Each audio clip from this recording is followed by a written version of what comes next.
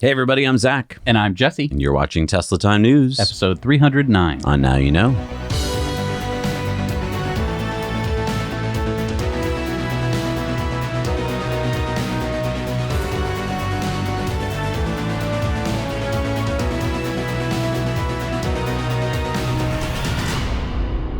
Hey, guess what? This show does not happen without our amazing Patreon patrons. So thank you, Patreon patrons. And for everyone else, if you want to help support us bring you independent news every week, head over to patreon.com/nowyouknow. There's really cool perks over there, and you can help support this show. So last Thursday, Tesla held their annual shareholder meeting, which they called the Cyber Roundup, and now it's trademarked. Elon started off with a presentation showing just how far Tesla's come in the last 10 years. He also hinted at some of the other exciting projects that Tesla will be executing in the future.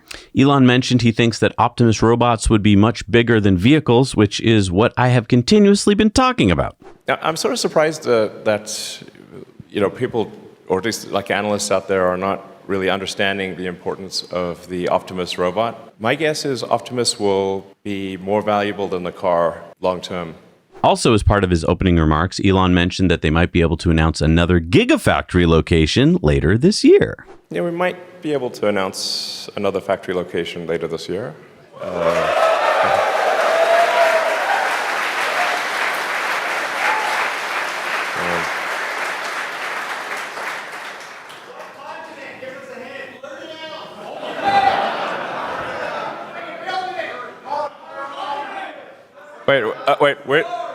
Where should we? Okay, where should we build it?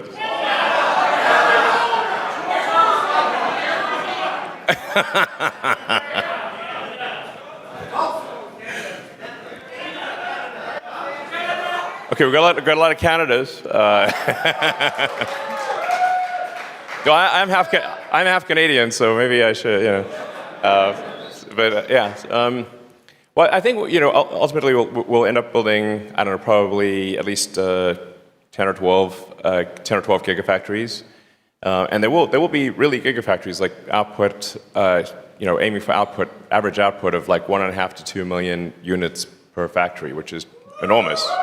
Wait, so all that talk, did he just decide Canada was going to be the next location? No, I think someone shouted out, Canada! And he made a little joke about it. I don't think we know where it's going to be. I think it's going to be somewhere in North America. If I had to guess, I would think Mexico. Really? Yeah. Right, they have their special Tesla lane. He did just make fun of Mary Barra for Mexico. That's true. So yeah, I don't know. Comment below where you think it's going to be. Elon was quite proud of this chart of Tesla's fleet size growing exponentially. He said 10 years ago, we had made less than 3,000 cars. Now here we stand 10 years later, having made 3 million cars. This is one of the cleanest exponentials I've, it looks like one of those sort of, business plan presentation things that doesn't actually come true, but, You see it in the venture capital business plan situation, but it's actually true. That's the amazing part, yeah. And that is indeed an exponential growth curve, he said. What about the next 10 years? I'll be surprised if it's not over 100 million in 10 years. Yeah. Now, hey, remember, we're allowed to swear now. I think it's worth swearing over that because, if this curve keeps going, it looks like we're going to hit that. How about this slide from the shareholder meeting deck? Elon said that the Model Y is on track to become the world's best-selling vehicle. Now, to be clear, we're not talking about a caveat like the best-selling SUV or the best-selling EV. We're talking about the best-selling vehicle worldwide, period. End of sentence. Now, what is the model to beat? Currently, that would be the Toyota Corolla with about 1,150,000 sales annually. And, by the way, that costs less than about half the price of a Model Y, starting at just $21,000. So Tesla can now make about 300,000 Model 3s and Ys each quarter. They don't break down the numbers between the two. But with Giga Berlin just making Model Ys and then adding in Texas, Fremont, and Shanghai, Tesla could be looking at making over 1 million Model Ys next year. So fingers crossed, next year we could be looking at Tesla holding that coveted spot of best-selling car in the world. Next, Elon moved on to questions from shareholders as voted for by Say.com. I was really excited to see that all the questions were from retail investors. Yeah, I think they did this on purpose. Later in the presentation, Elon went on to talk about how impressed he is with retail investors. I think actually the questions and ideas posed by retail investors, like small retail investors, like I think many of you in the audience, are actually the most insightful.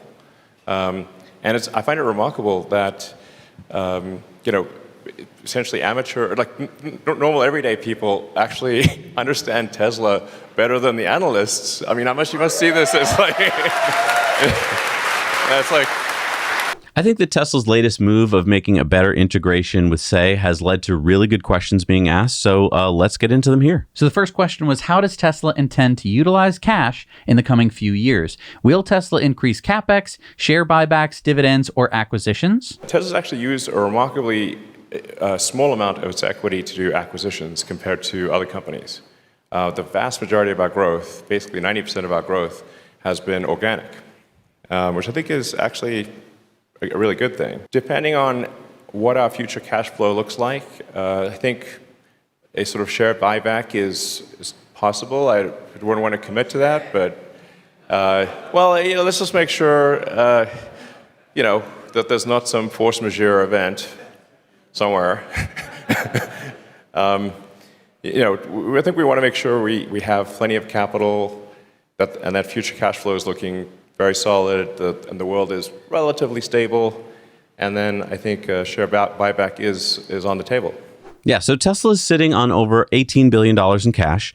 Elon responded by saying that Tesla won't be too focused on acquisitions. Rather, Tesla will continue to increase CapEx, which is another way of saying more factories and products.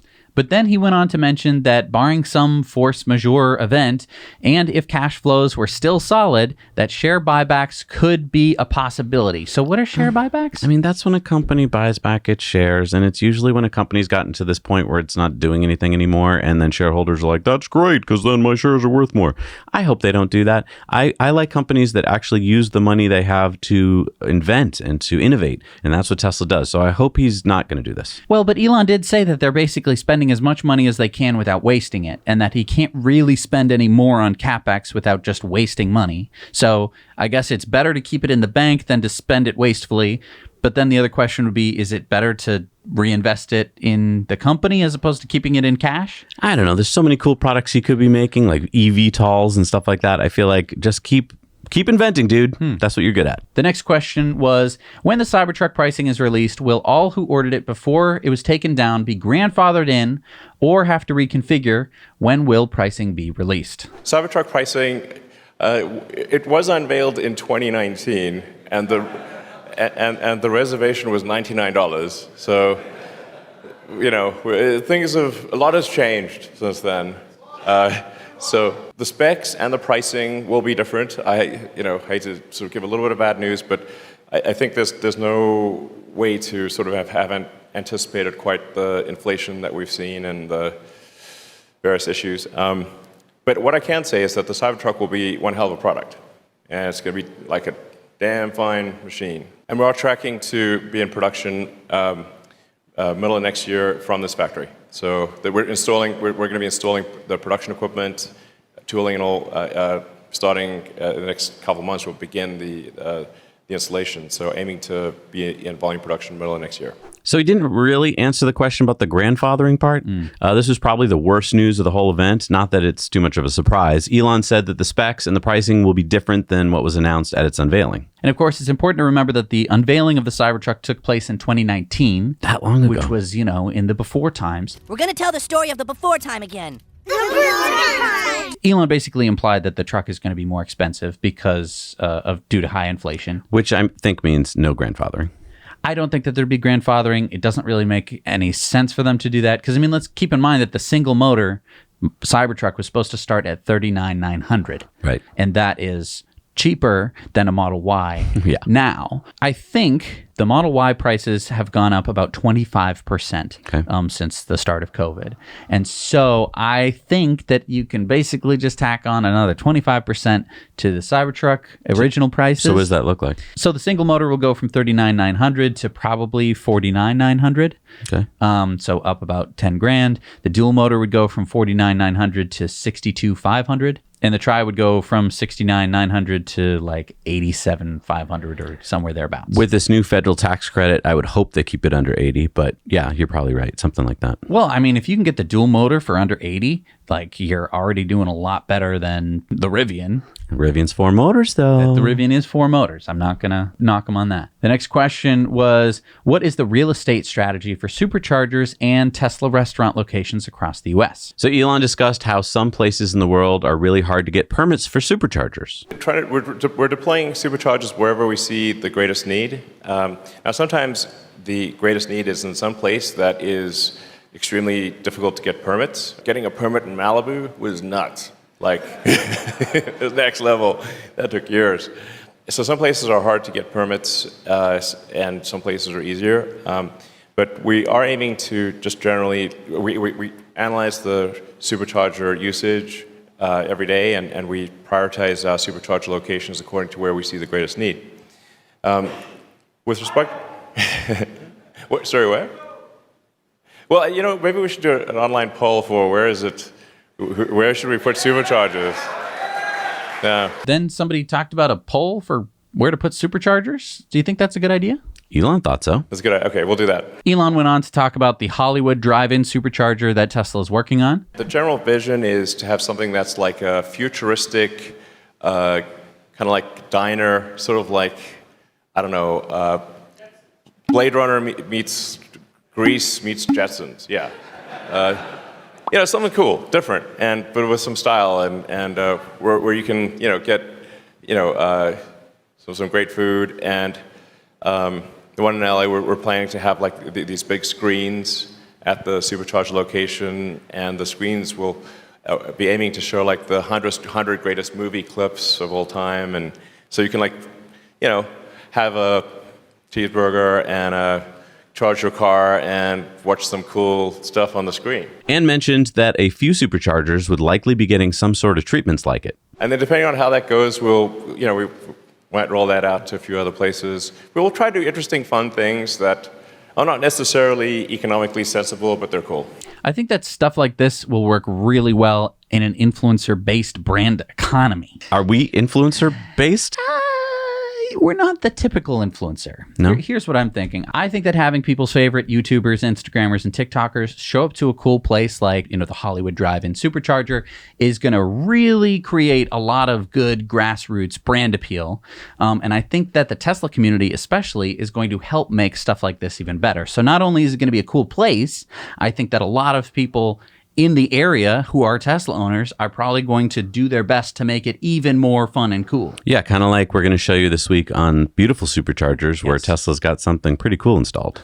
The next question was, with peak inflation behind us, are you now seeing recession as a challenge sometime in 2023? If yes, beyond layoffs, how is Tesla preparing for it? With peak inflation behind us, so the inflation question is interesting because we do get a fair bit of insight into where prices of things are going over time. Because when you're making millions of cars, you have to purchase commodities many months in advance of when they're needed. So you need to tell, because it's a very long supply chain with a tremendous amount of inertia, so we sort of have some insight into where prices are headed over time. And the interesting thing that we're seeing now is that most of our commodities, most of the things that go into a Tesla, not all, but I don't know, more than half, the prices are trending down in 6 months from now. Now this could change, obviously, but the trend is down, which suggests that we are past peak inflation. Now making macroeconomic prognostications is a recipe for disaster, but my guess is that we're past peak inflation, and that we will have a recession. I think it will be a relatively mild recession, sort of, but I'm just guessing here. This is total speculation, but I would guess it's a mild recession for, I don't know, 18 months or something like that. It would be my best guess right now. So Elon thinks we're past peak inflation based on prices of commodities that Tesla is seeing, and he anticipates a mild 18-month recession. So what does that mean for the economy, and what does this mean for the prices of buying a Tesla? Nobody knows what's coming in the future, but it does seem like a lot of smart people are thinking that we're doing fine now, but that 2023 could be a tough year. My thought is that Tesla's going to have a great 2023, so as everyone else is looking around at this tough year and maybe Tesla's doing well, it might actually help it. And what about the prices of the cars? Do you think that they'll come down if the prices of the stuff that goes in the cars goes down? I think as inflation might head down, that doesn't mean that things get cheaper. It just means the rate of inflation is coming down. So don't forget, we're not going to probably go into negative inflation.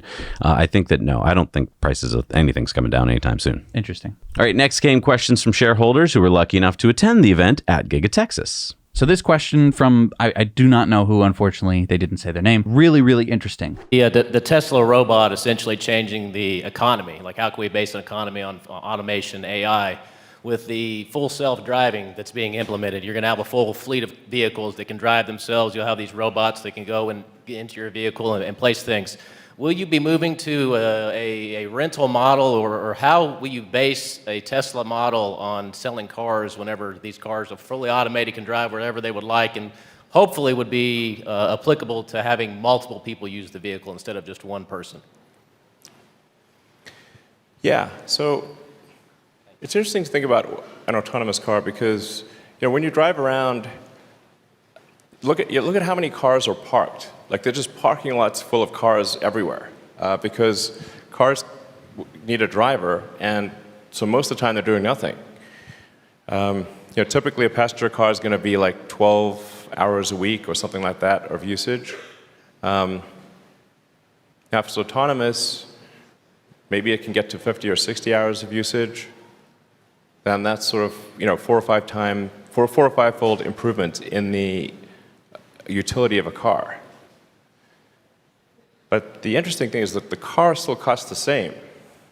So in that scenario, at least for some period of time, the effective gross margin on an autonomous car kind of boggles the mind. So in terms of how the cars will be operated, I mean, I think it would be, just you'd have the option of owning a car, using a car just occasionally when you need it, like an auto Uber or something like that. And there would be people, and then an owner of a car could decide that they want to use their car or they want to add or subtract it to the fleet. So I think it would end up being some kind of combination of like Airbnb and Uber or something like that. So sometimes you can go all the way from owning it to renting it sometimes, to renting it a lot, to completely renting it. But the utility of the car will just be mind-blowingly great. And then, like I said, Optimus will really bring the future to now. So,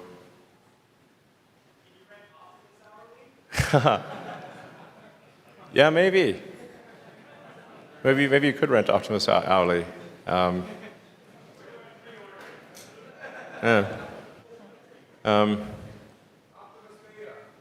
mean, assuming we get all these things, we do all these things, I think probably Tesla will be the most valuable company in the world.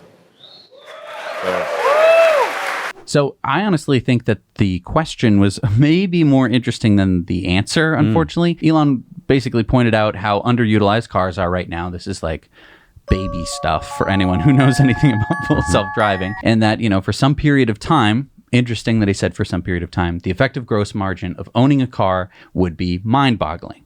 So he doesn't see it lasting forever. Right. That's really key. I think that there's going to be a period of time when you can own a car on the network, and then a period of time where the network is the network. So he's maybe he's trying to say it without saying it. He went on to say that car owners could probably rent them out as much as they liked, basically, meaning that if you owned Model 3 or a Tesla that had full self-driving, it could just be your little moneymaker. Yep. He then said that Optimus would bring the future to now and that you could probably rent out Optimus by the hour. I need someone to help me with my groceries for an hour. Hello, Optimus? Yes. If only there was some way to get the robot to you. He said, assuming Tesla can do all these things, it would probably be the most valuable company in the world. And everybody clapped. He said, I suspect Optimus is going to be more valuable than the car long term. It will turn the whole notion of the economy on its head. And little tease here of the new Optimus. I think that's Optimus. We're going to be learning more about Optimus on AI Day number 2, which is on September 30th. And there's still a lot to talk about Optimus. I think we should have it in depth coming up. Oh, definitely. There's a question here about succession. And if Elon was forced to buy Twitter, how would that affect Tesla? Well, I think Tesla is definitely gathering a lot of momentum, and we have a very exciting product roadmap that will last a long time. Now, obviously, execution against that roadmap is difficult because these are not simple products. They're not copies of what anyone else is doing. They're new things. But I intend to stay with Tesla as long as I can be useful. I can be most useful, I think, on the product design and manufacturing. So basically factory design, product design, and sort of manufacturing optimization. And we do have a very talented team here. So I think Tesla would continue to do very well even if I was kidnapped by aliens. or went back to my home planet, maybe. So Elon started by talking about how Tesla's on the right track and would probably do fine without him. He didn't. He's not going anywhere. I mean, he was saying if he was abducted by aliens, right, if he went back to his home planet, right, which is funny. I mean, he might too. He then went on to say that he only owns Tesla and Twitter stock, and he points out that he's not looking to buy up other companies. He said that I'm not a hedge fund, and I think it's really important to talk about that he really uses Twitter a lot, and so he knows exactly what he wants to do with it. So if he acquired Twitter tomorrow, which is something that he wanted to do, that's why there's the deal, even though now he's trying to back out. Basically, he's just trying to get a better price from Twitter because it's full of fake spam bots. Right. He does want Twitter. Oh, yeah. And this answer was actually really interesting. He basically mentioned how he could have done all of this from the ground up. He mentioned X.com, but he said that acquiring Twitter would be a 3 to 5 year accelerant. So he definitely has plans for Twitter. I think that he's going to acquire it at some point. It's just a matter of how much is he going to pay for it. A question here about the integration of Tesla and the Boring Company. With the projected release of the robotaxi coming in the years ahead, would it be looked at as the Boring Company? Would it be used to get regulation for full self-driving, and would it be a good venue for the robotaxi? Yeah, the Boring Company is making good progress, actually. For the longest time, I'd give a talk somewhere, and people say, what are opportunities you know about? I was like, tunnels. And they'd be like, for 5 years, I said, if somebody could just do a tunneling company, we can solve traffic, and we could have also very high-speed transport between cities. But if you have a sort of a much simplified version of the Hyperloop, it's really just Teslas in a tunnel that's depressurized. You can go between cities super fast and without disrupting the stuff above ground. And I think you can solve essentially any traffic problem in any city if you go 3D with tunnels, so multiple layers of tunnels going from connecting the city. And you can also turn a lot of the streets into parks because you won't need them. You won't need to have cars on the roads. You won't need parking. So I think Boring Company, is capable of much more transformation than it may seem. So Elon gave his usual explanation about 3D tunnels and solving traffic. Then he went on to say that many surface streets could be converted into parks if most of the traffic was traveling underground. Yep, and we've talked about this years ago. We did, years and years ago, but it bears repeating and thinking about again. And, if you go into a city and you're walking down a street and you say, what if there weren't any cars on this street? Yeah, cities would look a whole lot better, wouldn't they? So, of course, the presentation was nice and fun, but of course, a shareholder meeting means that the shareholders get to vote on stuff. And, well, this is something that we've been hearing about for months. Tesla filed documents with the SEC back in June to declare that it would propose to shareholders a 3-for-1 stock split. And at the shareholder meeting, the proposal passed. So this means that shareholders of record on August 17th will, on August 24th, get 3 shares for every one they own. So in other words, if you had 1 share of Tesla, you would have 3 shares, each worth 1/3 of what your original share used to be worth. So if I had 100 shares, each worth $900, I would suddenly have 300 shares worth $300 each. Right. You aren't making or losing any value, just splitting the shares. Okay, well, if it doesn't change anything, why did Tesla do this? Well, according to Tesla's filing, it makes stock ownership more accessible to employees and investors, basically brings the price down. It helps make the stock more liquid. So Amazon just did this, a 20-for-1 split back in March. Google just did it, a 20-for-1 split back in July. And basically, Tesla will have done a 15-for-1 split, right? Because they had a 5-for-1 split and now 3-for-1 split. Okay, so it's a good thing because now instead of it being, $900 a share, it's going to be closer to 300 or in the 200s. Right. And this means that if I want to buy a whole share and maybe attend that shareholder meeting and vote my shares, I can do that. Exactly. And it does seem like Tesla's investor relations wants more retail investors. Yes. Retail investors are nice because it really creates a community. Right. And especially with Tesla, they've done such a good job. Using say.com has really brought the shareholders so close to the company. Now, okay, the stock split's going to happen. Do I need to talk to my brokerage and tell them to split my shares or do anything like that? No, it'll all be taken care of for you, just like in 2020 when the stock split 5-for-1. Okay, so I'm just going to wake up one day and have... And you get really excited for a minute when you're like, I have 3 times more stock. Okay. But the value will not have changed. Right. Okay, that makes sense. Hey, and if you like more Tesla stock, hit the like button. It's not going to bring you any more stock, but it will help the channel.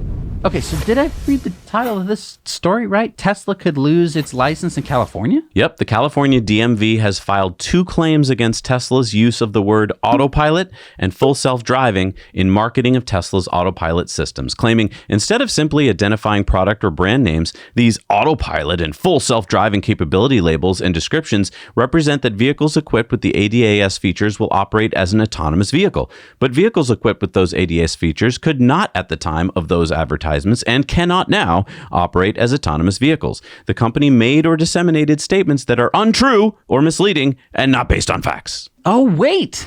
This is why all these other companies come up with these stupid names for their products like Blue Cruise and ProPilot. Accessories. Because it doesn't mean anything. Right. And so when I go, but that doesn't mean anything, they're like, exactly. We're a marketing department. We're good at that. Okay, so Tesla should have just called it Optimus Pilot. Look, Tesla has 15 days to respond. If California's DMV prevails, Deputy Director for the Office of Public Affairs, Anita Gore, says it will ask that Tesla will be required to advertise to consumers and better educate Tesla drivers about the capabilities of its autopilot and full self-driving features, including cautionary warnings regarding the limitations of the features and for other actions as appropriate given the violations. Well, that doesn't sound so bad. Tesla will just have to put out a little statement to customers or something. I agree. Look, I think the media has blown this completely out of proportion. If California revoked Tesla's licenses to make or sell cars in California, guess what?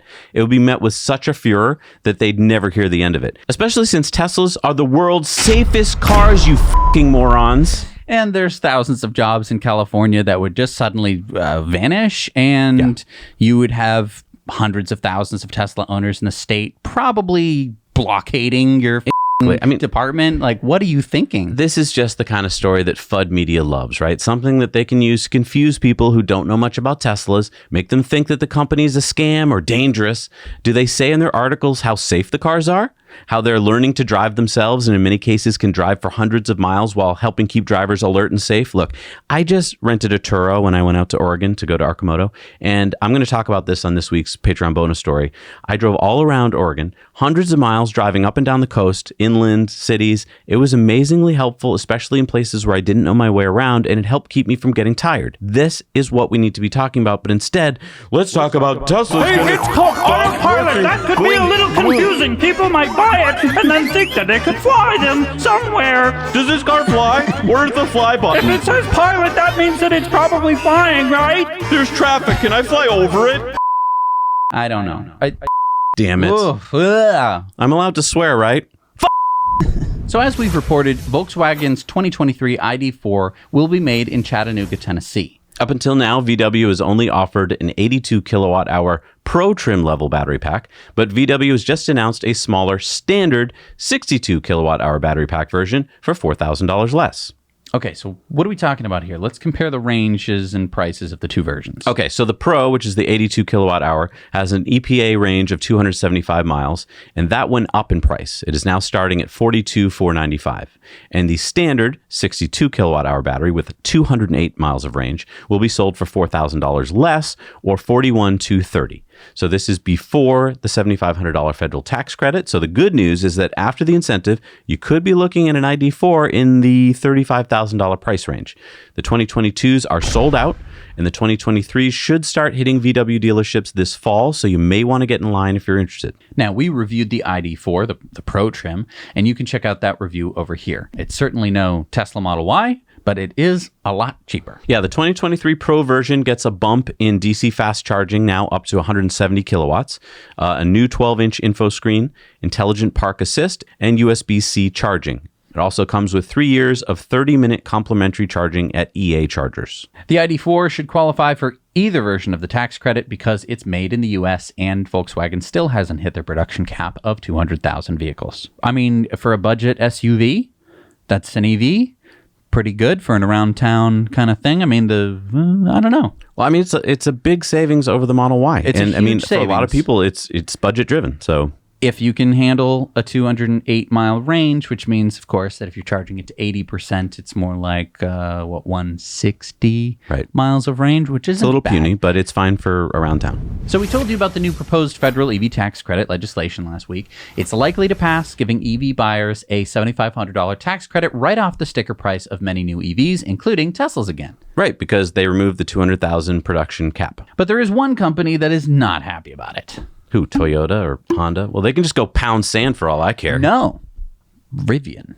Rivian? But Rivian only makes electric vehicles. Correct, but they only make expensive electric vehicles, and the new proposed law has a cap of $80,000 for SUVs, vans, and pickup trucks. Oh, right. The R1T does technically start under 80,000, but the first versions you can get, especially if you add any options at all, quickly get above 80,000. Yeah, Rivian's VP of Public Policy, James Chen, told Automotive News, as a result, nearly all of our vehicles would be ineligible for incentives. The company is not even planning to offer a lower price model until 2025. The bill would give most breaks to other producers like Tesla, General Motors that have had longer to ramp up production or do some manufacturing overseas. So, we're also thinking of getting the R1S, and luckily we were early reservation holders, and it looks like we just probably got by with it. As you can see here, I think our reservation is for $75,000.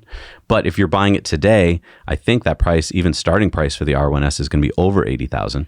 And honestly, the R1T, even though you technically can still buy it today for under 80, as soon as you pop in like one option, you're over that 80,000 limit.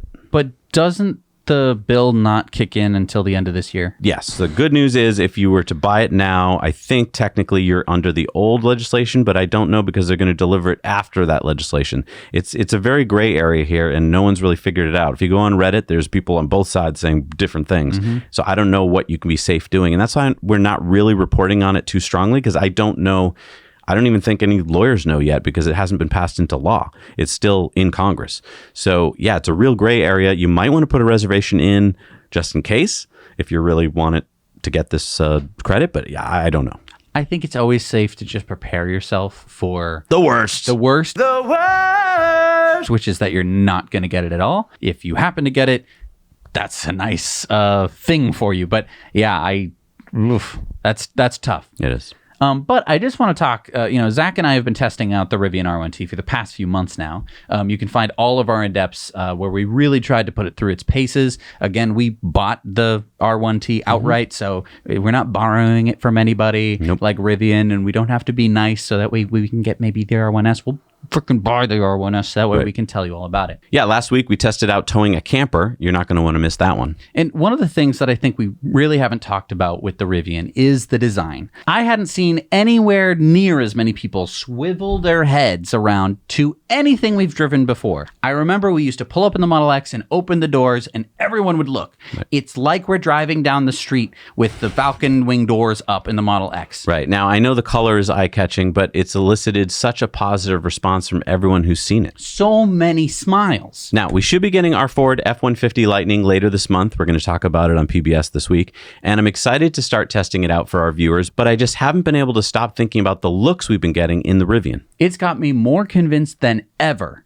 that the Cybertruck is going to change the entire landscape of the automotive world. And look, looks are important if you need to grab people's attention and convince them that electric is the future. And especially when Cybertruck will be blowing away gas and diesel-powered trucks in nearly every single category. And that's why I'm so glad that Tesla Time News is sponsored by Cybertruck Owners Club. Keep up to date on the latest Cybertruck news and discussions, as well as joining the community for Cybertruck enthusiasts and future owners. There you're going to find a crowdsourced reservation tracker that you can update and find your place in line, and their 3D configurator allowing you to visualize the Cybertruck in any color, wrap, and logo, both on screen and in augmented reality. So many of you are out in your gardens this summer, and I bet I know the parts that you love about gardening and the things that you don't. Watering and weeding would have to top my list. Well, do I have a product for you then? The Tertill Weeding Robot. Zach, I don't think our viewers have thousands of dollars to spend on a weeding robot. Well, luckily the Tertill doesn't cost thousands of dollars. You can get one for as little as $2.99. Wait, what?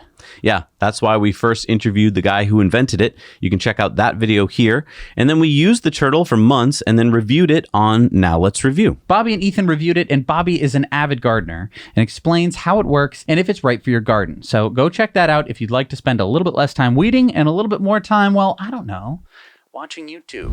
We also just released our interview with Green City Solutions. They're a company that uses moss to filter out harmful pollutants in cities, as well as reducing high temperatures. We had a really good conversation with Liang Wu, the co-founder and CIO of Green City Solutions. I was really interested to learn that by placing some of their products in high pollution areas that people need to be at, like bus stops and busy streets, their systems can reduce particulate pollution by up to 82%. So go watch this interview, and we also have over 50 more interviews you can check out over on the Disruptive Investing channel. Yeah, we're coming out with interviews all the time with really interesting and innovative companies, so head on over to Disruptive Investing and subscribe. So it appears that now some Tesla destination chargers can charge. Zach, maybe we should do that again. I mean, destination chargers, of course, can charge. No. I mean, they can now charge a fee for use. But I thought that destination charges were at places of business, like restaurants and hotels, and that they were free to use as long as you're visiting the business. Well, as we reported, now using the Gen 3 wall connectors, businesses with at least 6 Tesla wall connectors can now enable paid charging if they want to activate this feature. Interesting. So you have to have at least 6 connectors. This is really smart. It's going to incentivize businesses with only 1 to 5 connectors to install more. Yeah, and it's going to alleviate any worry about the cost to businesses because they'll have the option to charge customers a fee for charging, all integrated, by the way, into the Tesla app. So the business won't have to worry about it. You'll just pay for it on your Tesla app. And of course, the Tesla wall connector can charge up to about 44 miles an hour. I think that this is perfect for restaurants, hotels, and shops. And I think it's also smart because, look, a lot of those businesses may want to keep it free, just getting you to come there. But a lot of them might be like, the price of electricity is going up, and now I have 6 of them, and this could cost me hundreds of dollars. And instead now they can, do whatever they want. They could charge exactly what it costs. They could make a profit. They could even just subsidize it by saying, you'll get really cheap electricity. And I mean, I think this could also work well for like an office where, customers aren't going to be charging at this. Your employees are. But you don't want to be giving some employees a huge benefit by being like, it's like free gas. Right. And you don't want to give everyone else free gas. So you can say, well, they're just paying for the price of electricity. Yeah. So after the Chevy Bolt battery fire debacle, demand for the Chevy Bolt and the Bolt EUV dropped. So Chevy lowered the price by $6,000. This made many people happy. But it made many existing Bolt owners mad because they felt like they got the short end of the battery. This is the maddest I've ever been! Bolt forums ignited in flames. You should probably stop with the flame references. Oh, okay. Bolt owners wrote to GM to complain, and I guess GM listened because we are hearing that many Bolt owners are getting an email from GM offering them $6,000 if they'll sign a release from future damages. Says, forever waive and release all claims, damages, or causes of action arising out of my Bolt vehicle, the battery defect, or the battery recalls. So GM is buying off Bolt owners? Well, look, GM made a dumb move getting into EVs without fully understanding them, in my opinion. It subbed out the whole powertrain to LG, and it came back to bite them. GM is lucky, in my opinion, that they got off as easy as they did. I mean, many more Bolts could have caught on fire. This did tarnish their reputation, but at least GM is trying to keep their customer base happy. And Elon pointed out in the shareholder meeting last week, this is why when Legacy Auto advertises a new EV, Tesla sells more cars. Yeah. And my question to Bolt owners is, would you sign the release? $6,000. Here you go, but you can never sue us if your car catches on fire. I mean, you're never going to make $6,000 in a lawsuit.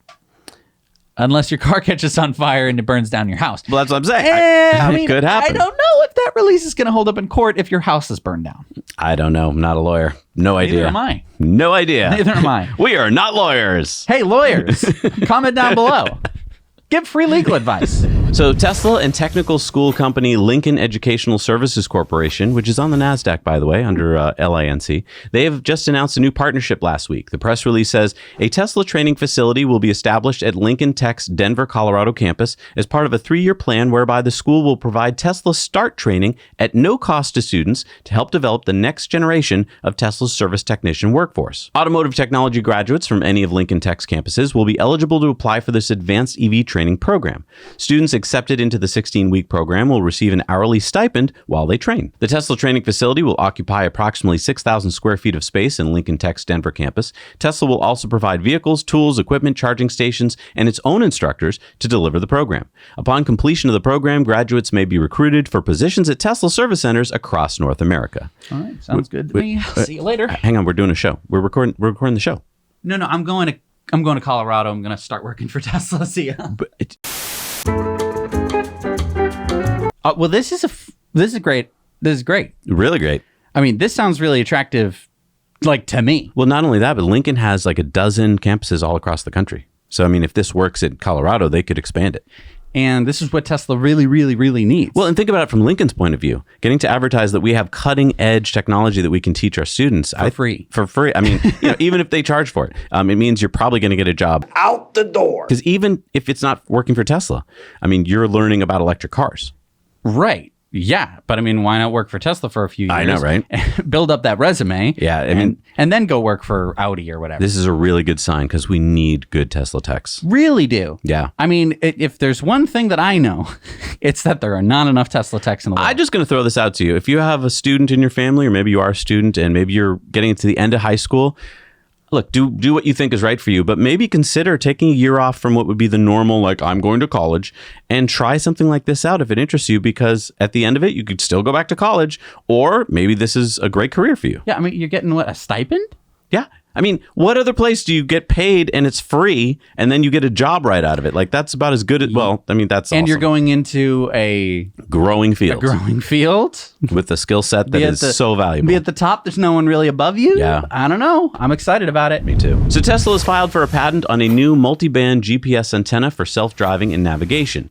The patent says the antenna system can be placed under and embedded within a glass exterior surface of a vehicle. Such an antenna system can include a capacitively coupled metallic element on or adjacent to the glass exterior surface, which can serve as both a parasitic element to enhance gain and as a heating element to melt snow and or ice accumulation over the glass area that covers the antenna. In certain applications, the antenna structure itself can be used as a heater to improve performance in adverse weather conditions, while the heating elements are positioned away from the thermally sensitive electronics. The antenna system with integrated heating can include a spiral antenna. This is very interesting, because I kind of assumed that the current precision of GPS was good enough, given that so much of full self-driving relies on cameras. I think this patent has more to do with the heating part.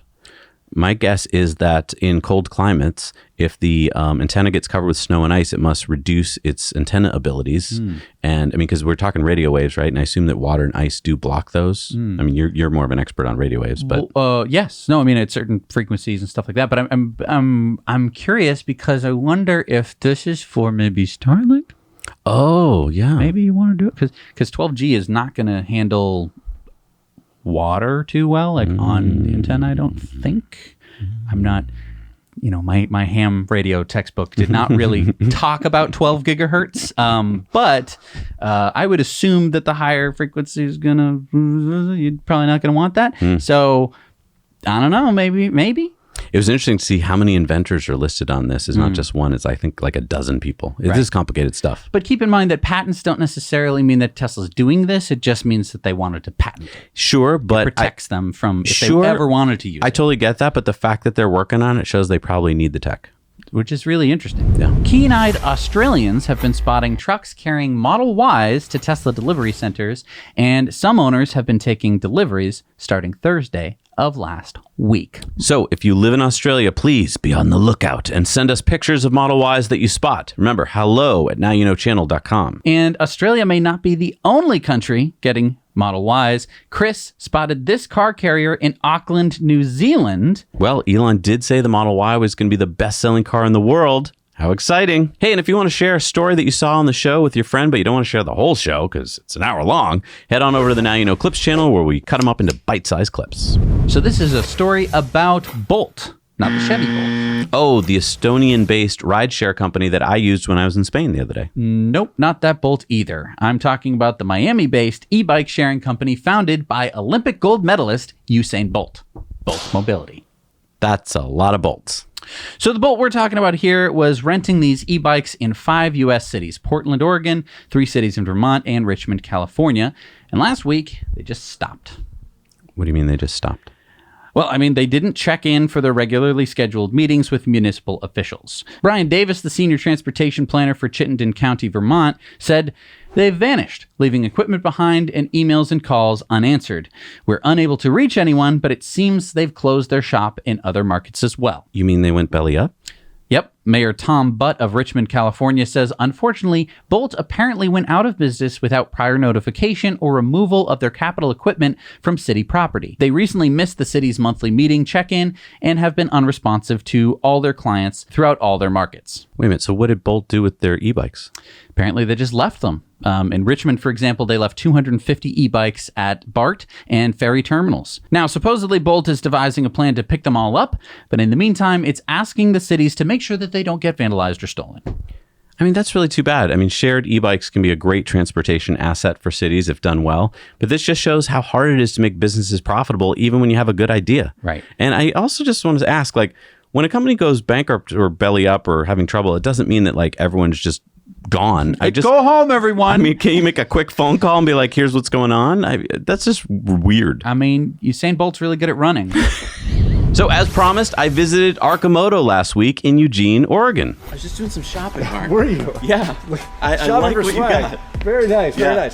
nice. Zach from of Zach and Jesse from Now You Know came out for an in-depth tour of the facility, of the ramp, of the amp, and checked out a bunch of stuff on the product side. So much fun. So we're going to tease a little bit of that, but then the full episodes we're are going to get into it on Now You Know, so you want to go check that out. Awesome. Well, hey, thanks a ton for coming out. Thanks, man. Looking forward to seeing the final result.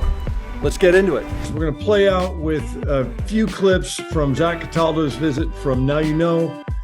We did the deep dive on the factory, on the products, on future plans, and look for that on the Now You Know channel in the coming week. We also got Zach on with Tiger and Kenzie on the podcast. So if you want to learn a little bit more of his backstory, you can check that out this weekend as well. Have a great weekend. Cheers.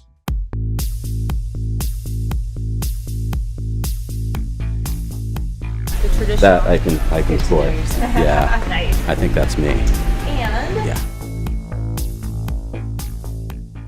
Mark and his awesome team were so gracious, allowing me to not only tour all their facilities, including the new ramp factory, but also test drive all of their amazing vehicles, the FUV, which is the fun utility vehicle. I got Mark's Roadster, his actual Roadster, which I can't wait to tell you about, and the newest, the MLM V4, the Mean Lean Machine Cybertruck edition. We are busy taking all that footage and editing it into a watchable episode for you, which we're planning on coming out this Friday for In Depth. So if you haven't already subscribed to this channel, why not do it now? It just takes a second. It doesn't cost you anything and allows us to bring you stories like this. And I mean, you might think, well, it's all fun and games, Zach. You got to go there and play around. But I mean, I got the green carpet opened to me by this company. And that means you got the green carpet because I got to visit all this stuff with a cameraman. We're going to show it to you.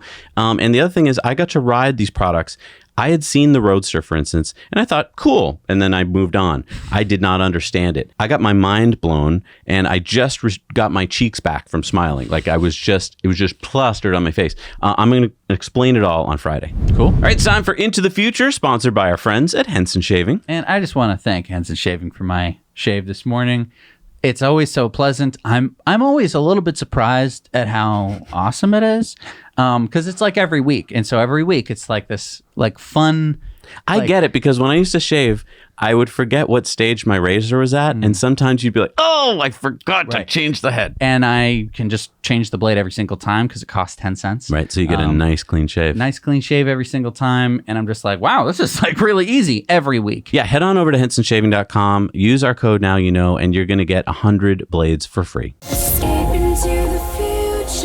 Here at Now You Know, we don't just advocate for solar energy, although we love it, or wind energy, although we love it. Any form of sustainable energy that doesn't pollute and is economically viable is better than fossil fuels, which do pollute and are not sustainable and are not economically viable. It's true. It's so exciting that since we started 6 years ago, many companies have joined the race to invent and build technologies that can produce energy sustainably. This week, we're talking about energy from waves, and this isn't the first company we've been talking to about wave energy. Yeah, right. We talked with Ina Braverman, the founder of EcoWave Power. You can check that out right here. Really cool how they do it, converting wave power into electricity. You can check out that interview we have here on Disruptive Investing channel. Yeah, subscribe to our channel. We just hit 50,000 subscribers there, because I don't think there's another YouTube channel like it, full of fascinating, smart founders and thinkers bringing new disruptive technologies to life. Well, today I want to share with you Wave Swell Energy, a company from Australia, and this is another company working on technology that turns wave power into electricity. Okay, so how does this design work? As you can see from this video, the company's called Wave Swell. Waves swell, bringing water into what Wave Swell Energy calls the blowhole. Like the blowhole of a whale, the water rising pushes the trapped air through this turbine above and generates electricity. As the wave recedes and the water level falls, the air is sucked back through the turbine, creating electricity again. The great part about this design is that there are no moving parts below water, so there's nothing to get rusted or fouled, and no aquatic life to get bothered. This photo here is Wave Swell's UniWave 200, a 200 kilowatt test platform installed last year off of King Island in Tasmania. It's been making electricity in a very tough marine environment around the clock for the past 12 months. Now, you know what's cool about this design?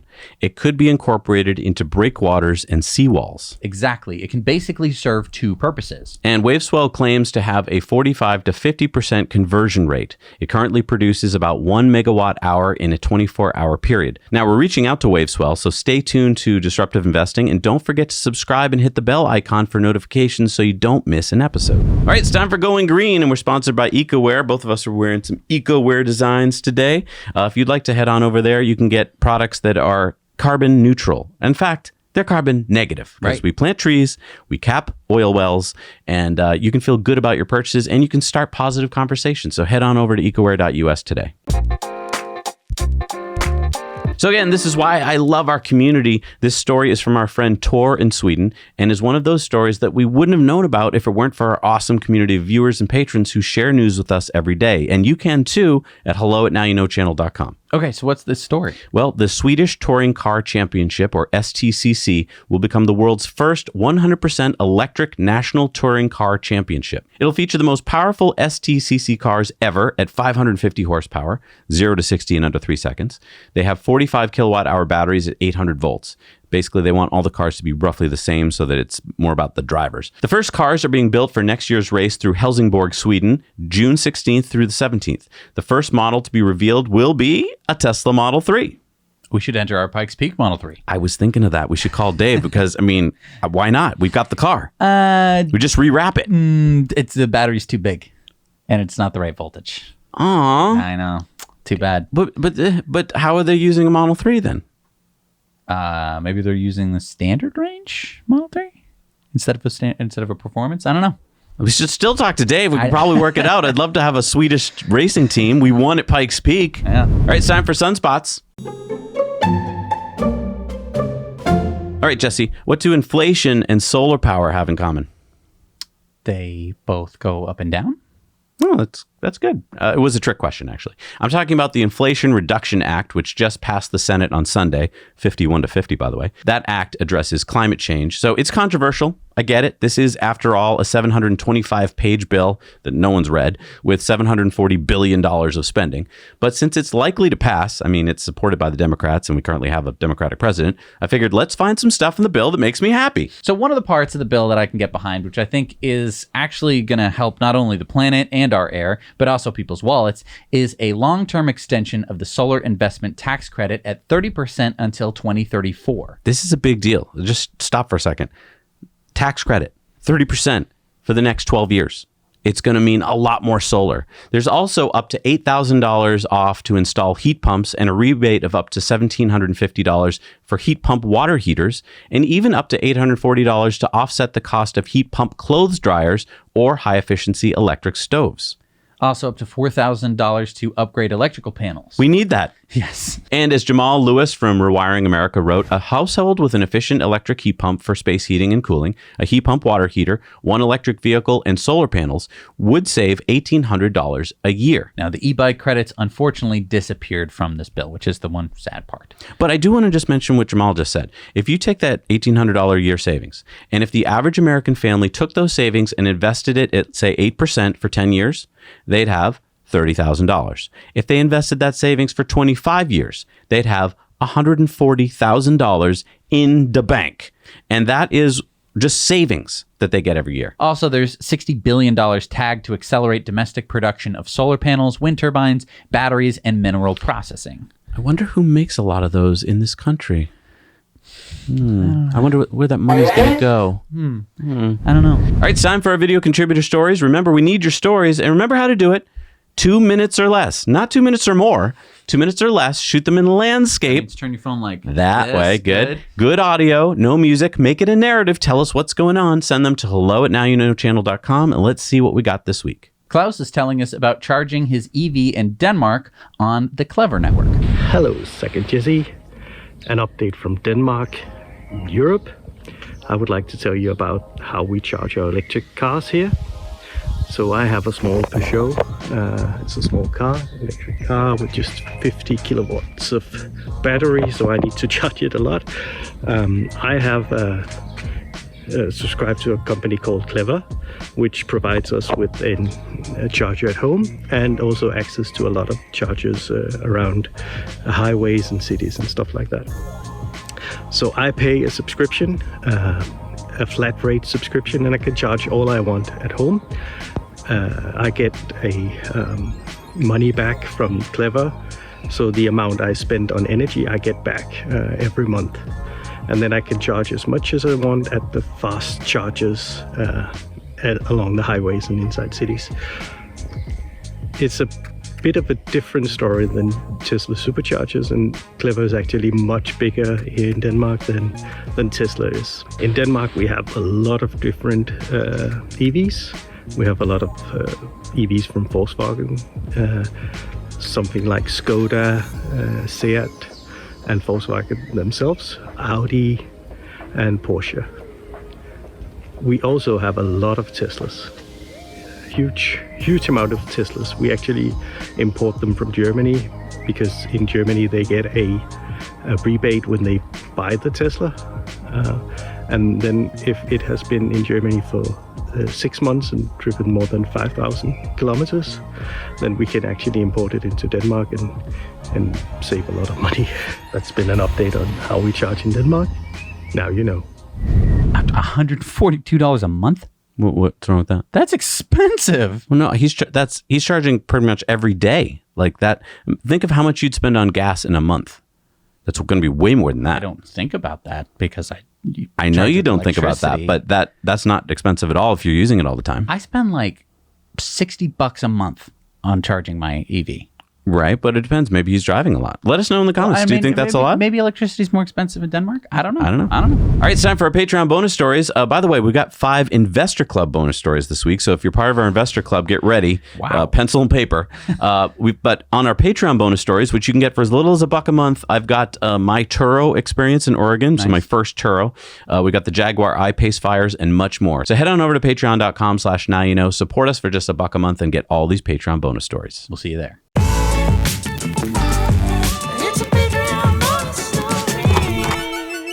All right, we're back from the Patreon bonus stories. Thank you so much to these people that we're going to read off here. These are people that support us for $5 or more a month. They get their names up at the end of the show. Who do we got this week? Scott Mason, Khalil Branch, Chongor Polinsky Nagy, Robert Bell, Suzanne M. Cork, Quinn N., Marcelo Cruz, and Richard Dominguez. Thank you so much for supporting this channel. It doesn't happen without you. All right, so we had a poll this week. What did we ask? So you wanted to know about food options at Tesla Superchargers. Right. I mean, I was out at a lot of Superchargers in a new part of the world, and when I'm a picky eater. I'm primarily plant-based. And so, when I pull in and there's an Arby's, I can't eat there. Right. So I wanted to know, do you guys feel the same way? And what do people say? Most people said that they can usually find something if they're hungry, although some people did complain about dietary restrictions or healthy options. I totally understand the second most popular answer, which is sometimes they're a very long walk away.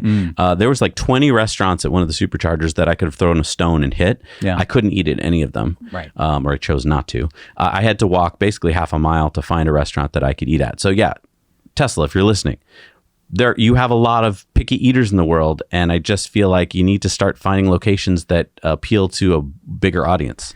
I don't know. Or at least to a healthier audience. I think it's really tough though, because if they, park it next to, some healthy restaurant, and that healthy restaurant someday goes out of business and then gets replaced by an Arby's, then you're back to square one. I guess. I don't know. All right, it's time for Elon's tweets of the week. And if you want to see cute kid and some dogs, then I got the video for you. This is little X and the Doges.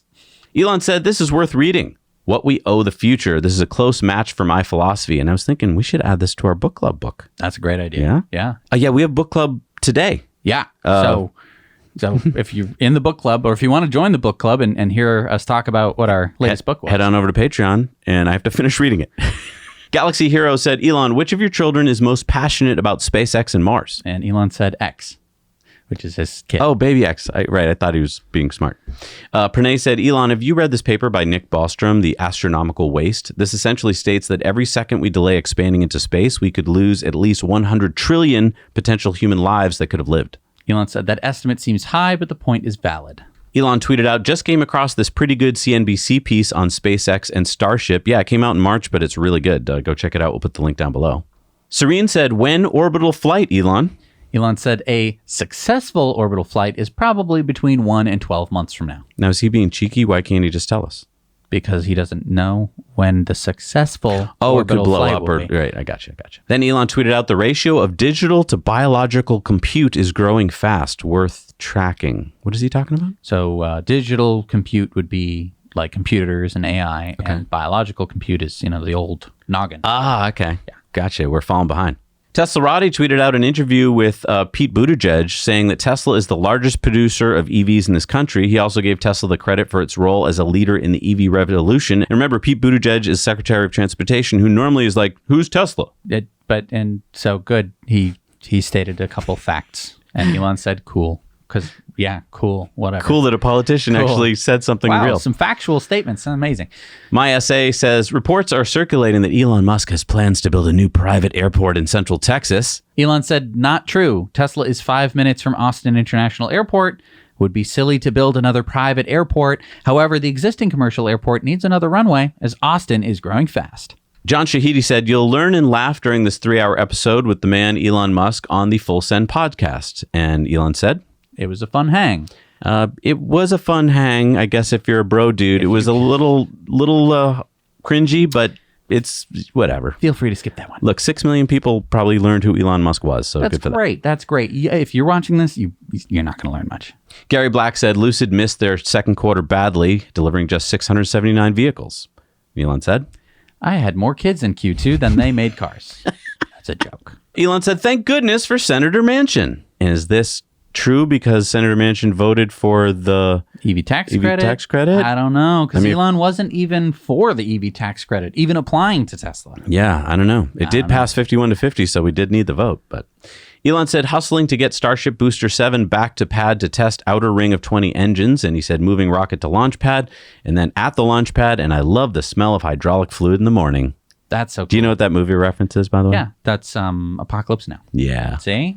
Except it wasn't hydraulic fluid. Andrea Stropa said, "Elon's counterclaim suit against Twitter. Clearly from Twitter SEC filings, MDAO is the key metric. It's the key metric for its business revenue and its market value. MDAO is an ad hoc metric created to protect Twitter's interests. No competitor uses something similar. When Elon requested more information about spam and fake accounts, Twitter provided a vague response, then provided outdated data, then offered a fake data set, not real, Firehose, then provided a clean data set where they already suspended the malicious accounts." Elon said, "Good summary of the problem. If Twitter simply provides their method of sampling 100 accounts and how they're confirmed to be real, the deal should proceed on original terms. However, if it turns out that their SEC filings are materially false, then it should not." And I think he knows what the answer is. And then he went on to say, I hereby challenge the CEO to Twitter to a public debate about the Twitter bot percentage. Let him prove to the public that Twitter has less than 5% fake or spam daily users. And Pranay says, I wonder what the SEC is doing here. Are they even investigating these dubious claims that are made by Twitter? Ridiculous. Elon said, good question. Why aren't they? And Eva Fox said, they don't have time to follow the law. They're too busy with you and Tesla. Elon said, so it seems. And he put out a poll. Less than 5% of Twitter daily users are fake spam. And most people said, laugh my ass off. No. And Elon said, Twitter has spoken. And then a real tweet.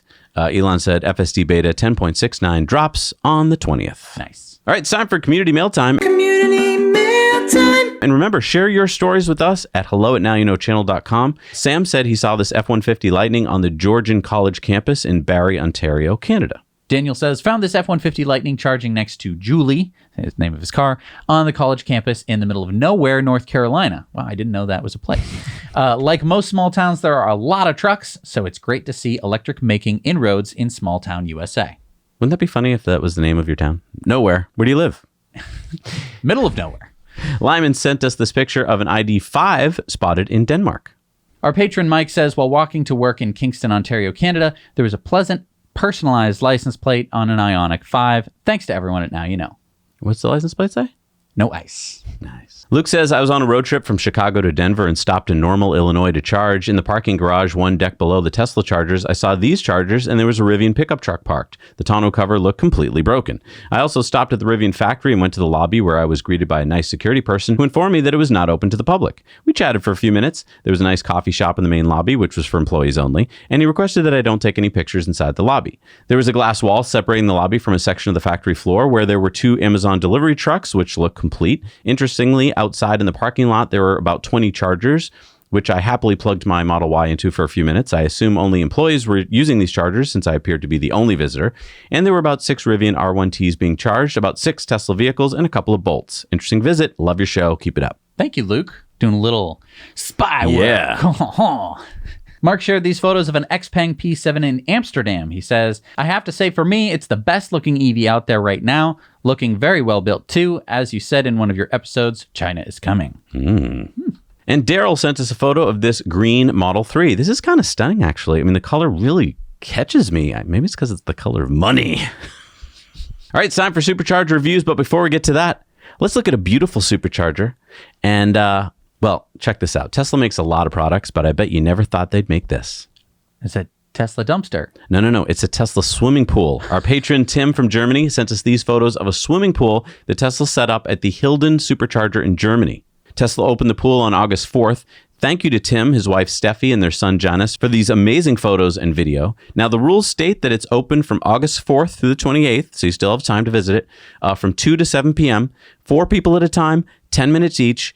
I got to say, I would give this a 10 out of 10. A lot of regulations for this dumpster pool, but okay. And this questionnaire that he got afterwards about the user experience seems to indicate that there'll be more pools in France and Italy. So keep your eyes open and please send us photos if you encounter them. So stay cool in the pool. All right, let's see what we got for Supercharger reviews. Hey, Zach and Jesse. I'm here in beautiful Jasper, Alberta, where they have installed 8 new supercharging stations. Unfortunately, they're not turned on yet, so I have to park in the Parks Canada charging stations that were supplied by Tesla. And I will give this location a 10 out of 10 just for the beautiful view. Welcome to the 8-stall version 3 superchargers in Sioux City, Iowa. Located near the junction of Interstate 29 and Highway 75, and between a Casey's General Store and a Holiday Inn Express, this supercharger has the basics taken care of. The Holiday Inn Express was clean, comfortable, and had a nice pool. And there's more lodging with a Comfort Inn and Candlewood Suites nearby. But other food options are on the other side of the exit and a little walk or drive away. Across the highway, the Southern Hills Mall and Lakeport Commons Shopping Center are the anchors for many more dining options and the typical big box retailers. Unfortunately, they're all well beyond most people's walking distance. But the Supercharger does have the basics covered, as well as good wide spots that seem Cybertruck ready, and a handy back-end spot for trailers. I'd give this Supercharger 7 out of 10, and now you know. Hey Zach and Jesse, this is Jeff in Japan. I'm currently in the city of Osaka in front of the Abeno Harukas building. It's the tallest building in Japan, standing at 300 meters high. About a 10-minute walk from the Abeno Harukas building is the 5-stall Tesla Supercharger location. It's right inside this Family Mart convenience store parking lot, which has bathrooms and all sorts of food and drink options. And across from it is this coffee and craft chocolate cafe. Along with these 5 superchargers, there's also a Cheramo charger. About a 5 to 10 minute walk from the chargers, you'll find an entrance to Shitennoji Temple. It's one of the oldest Buddhist temples in Japan. This one was founded back in the year 593. Outside the temple, you'll find food stalls and temporary shops set up along the road. Being located right next to a convenience store and cafe, and within walking distance to some really popular sightseeing spots, I'll give this location a 10 out of 10. Now you know. Hi, Zach and Jesse, Mike from the rural Montana family. We're here in Spokane, Washington at the 8-stall version 3 250 kilowatt supercharger.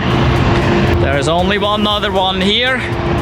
Not so busy right now. I assume this will be busy since it has 8 stalls and it is a version 3. It's not a bad location at all. We're here in the parking lot of this truck stop slash gas station. There's a Starbucks right there, a Subway, Iron Skillet restaurant, and then there's the store off the gas station right here in this lot. And then you can go across the street and there is a few other things over there. There's a McDonald's over there.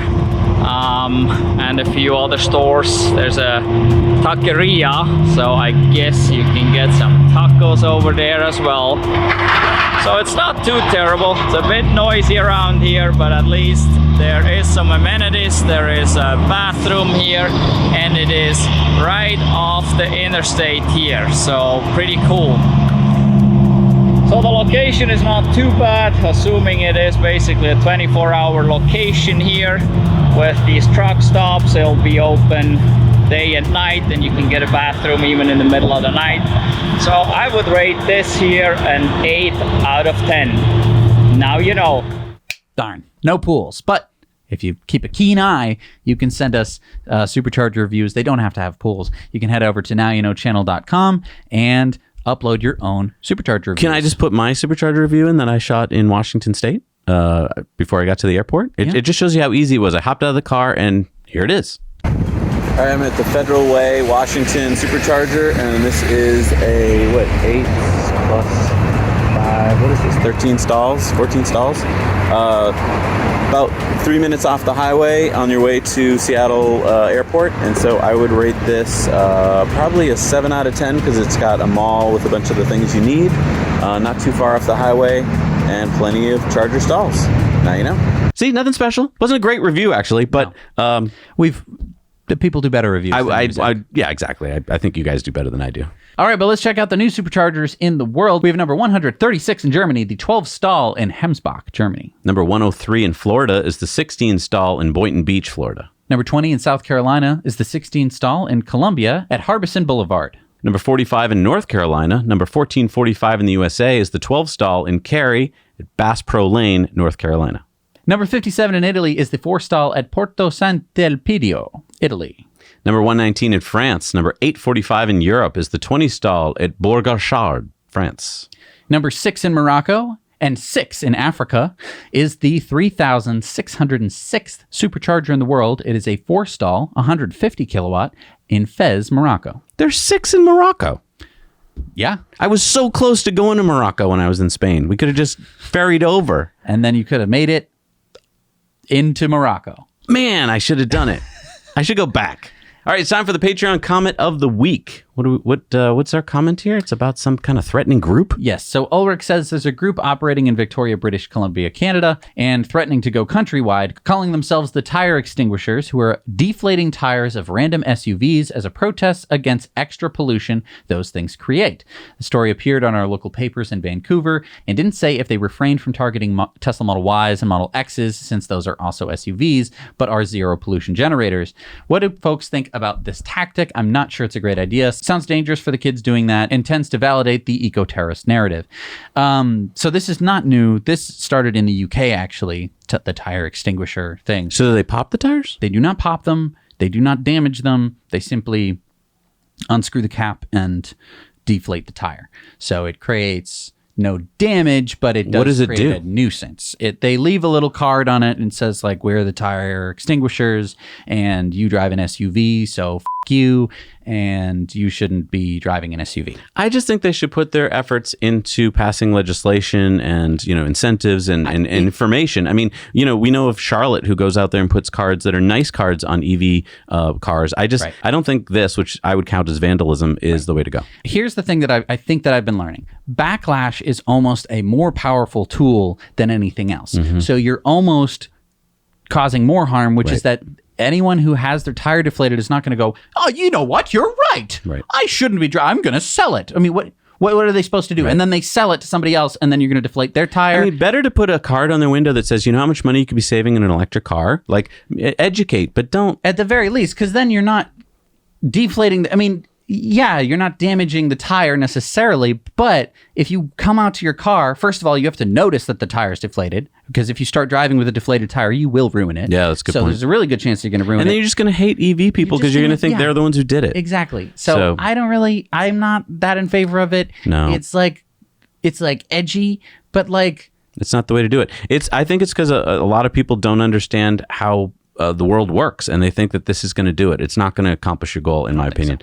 Look, thanks for making it to the end of the show. I mean, I just want to mention that I watched that Full Send podcast with Elon. It's 3 hours long. Man. Good for you. I made it into maybe about 45 minutes to an hour. Those guys, I'm sorry. It was hard to watch at times because it was like he was talking to teenagers, but the youngest one there was 20.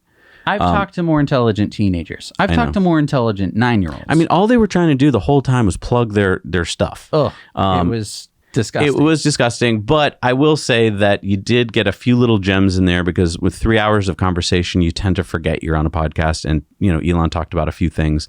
I wouldn't. It was not worth the 3 hours. It wasn't. If you can watch it on like 3x speed or something like that, it's not. Even then. We did the work for you. I wouldn't say it's really worth it. There was a quote from Elon in there. He said, solar will be the single largest source of energy in the world. And I hadn't heard quite that quote before. That was really cool. He talked a little bit about some parties he's had, of course. He talked about that he really wants to lose some weight and get healthier. One of the bro dudes was like, man, try out our energy drink in the morning with caffeine. That'll be good for you. Elon, to their pre-workout ad. Don't do it. So, I don't know why exactly he was on there, but I do think it's actually kind of good. It is, because it's had over 6 million views, right? And I think those are largely people who've never even heard of Elon. Which is great. It's just 3 hours of Elon explaining everything that he does for 3 hours. A lot of people are like, why is he going on this right-wing conservative podcast? Look, just like with Joe Rogan, if he's getting out to millions of people who haven't heard of him before and are hearing about all this cool stuff, and all the guys on the podcast are like, what? Whoa. Then that means that instead of them being like, they're like, what? Right. Then they're hearing about Neuralink and SpaceX. So I think overall it was a good thing. Oh, totally. It just not for me. Not for me. I already know all this stuff, so I don't need to be explained to it like I'm a 2-year-old. Right. So anyway, I want to thank everyone who's scrolling by here. This show does not happen without all these amazing people who support us, because we're not maybe we should be more broy and sell pre-workout. Also, we got this workout drink right here, man. Because I think that it's I really enjoy having an intelligent audience who wants to hear about intelligent things and be up to the minute and learn as much as we can. So I really appreciate all these names and all these wonderful people, because they help support this show because they're so intelligent. They know that basically this is the only way it's going to work. Us intelligent folks are kind of rare, and you're not going to find too many of them out, doing your 6 million view bro podcast. If you want to speak about podcasts, though, I was on a podcast this week out in Oregon. Since you watched the end of the show, show. I'll let you in a little secret. Head on over to the Arcimoto Podcast on YouTube. We'll put the link down below. And yours truly was on there talking about stuff for over an hour. Oh, that's awesome. I thought I was going to be talking to Mark, but it was just me. Oh, okay. I don't know why I'm on the Arcimoto Podcast, but there it is. All right. Anyway, thanks so much for joining us. We'll see you guys next week. Now you know.